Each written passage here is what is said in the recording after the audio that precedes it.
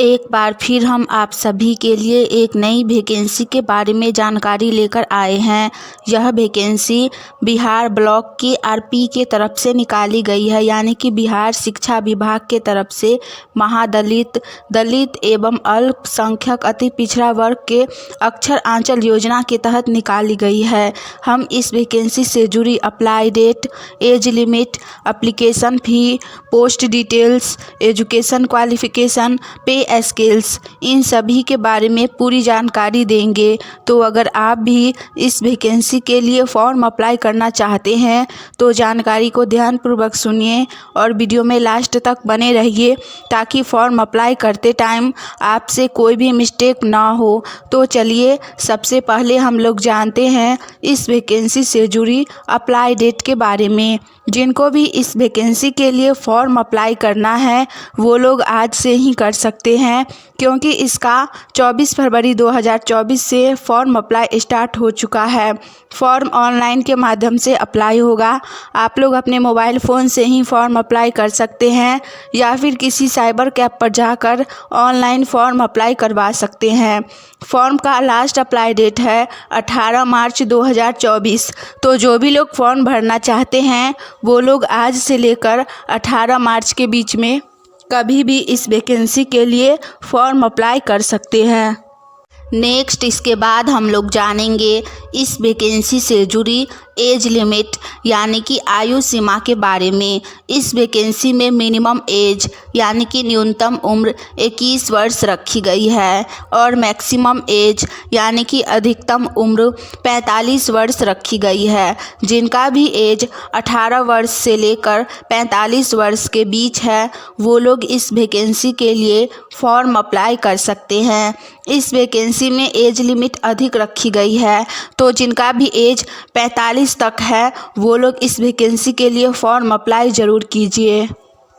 यह बिहार की वैकेंसी है और आपको बिहार में ही अपने ही पंचायत में, ब्लॉक में जॉब दी जाएगी, जो कि बहुत ही अच्छी है। आपको अपने ही राज्य में रोज़गार मिल जाएगा। तो आप लोग फॉर्म अप्लाई ज़रूर करें। साथ ही इसमें किसी भी प्रकार का एग्ज़ाम नहीं लिया जाएगा। तो जो भी लोग एलिजिबल हैं वो लोग इसके लिए फॉर्म अप्लाई ज़रूर कीजिए। इसके बाद हम लोग जानेंगे इस वैकेंसी से जुड़ी पोस्ट डिटेल्स के बारे में। यह वैकेंसी बिहार ब्लॉक के आरपी यानी कि की रिसोर्स पर्सन के लिए निकाली गई है, जिसमें टोटल 269 पोस्ट है। तो आप सभी फॉर्म अप्लाई कर सकते हैं। अगर आप लोगों को हमारी यह जानकारी अच्छी लगी तो वीडियो को लाइक कीजिए।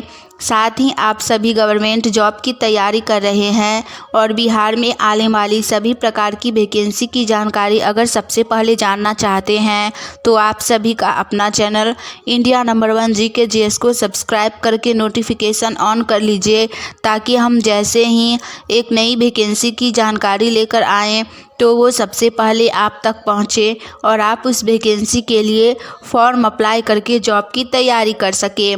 चलिए नेक्स्ट हम लोग जानते हैं इस वैकेंसी से जुड़ी एजुकेशन क्वालिफिकेशन यानी कि शैक्षणिक योग्यता के बारे में, एलिजिबिलिटी क्राइटेरिया के बारे में।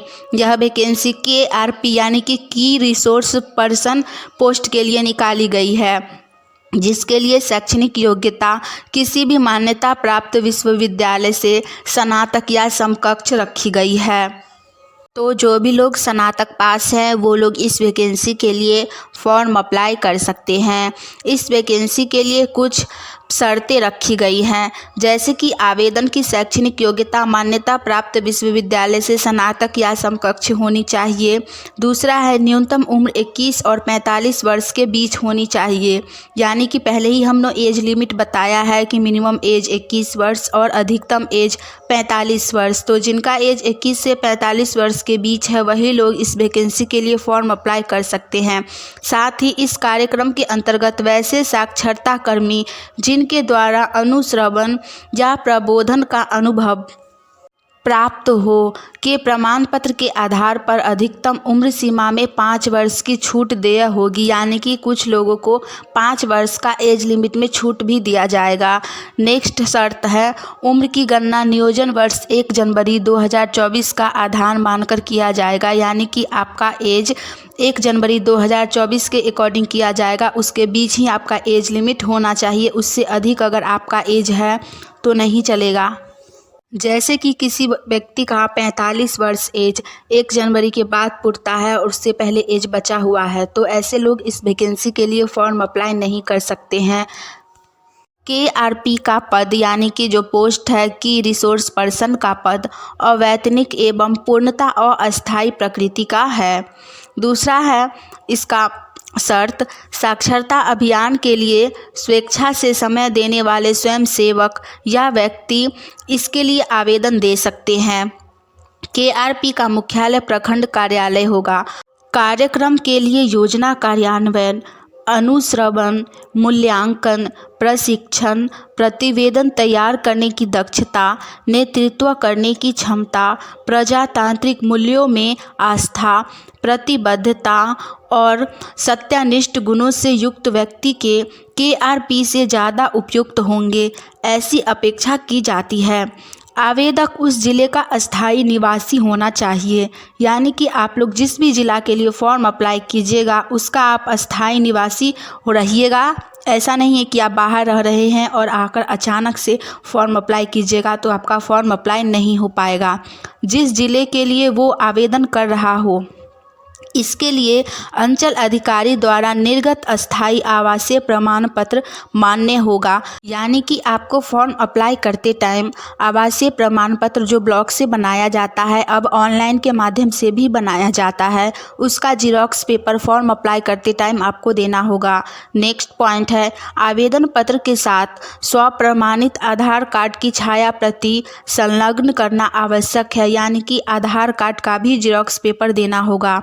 उसके बाद अभ्यर्थियों को मोबाइल या कंप्यूटर के माध्यम से सूचना आदान प्रदान करने की जानकारी होनी चाहिए।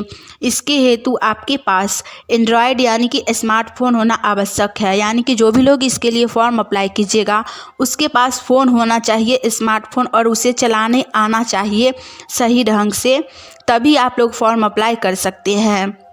लास्ट पॉइंट है वैसे कर्मी जो किसी अन्य संस्था या विभाग में कार्यरत हो केवल वो ही KRP के लिए पात्रता के उम्मीदवार होंगे, यानी कि जो लोग अभी कार्य कर रहे हैं किसी भी फील्ड में वो लोग ही इस पोस्ट के लिए फॉर्म अप्लाई कर सकते हैं। हमने इस वैकेंसी से जुड़ी सारी जानकारी दे दी है। अगर आपको यह जानकारी अच्छी लगी तो वीडियो को लाइक कीजिए। चलिए आज के लिए इतना ही, मिलेंगे हम आप सभी से फिर से एक नई वैकेंसी की जानकारी के साथ। तब तक के लिए आप सभी हमारे चैनल के साथ जुड़े रहिए बिहार में आने वाली वैकेंसी की जानकारी के बारे में सबसे पहले जानने के लिए। जय हिंद।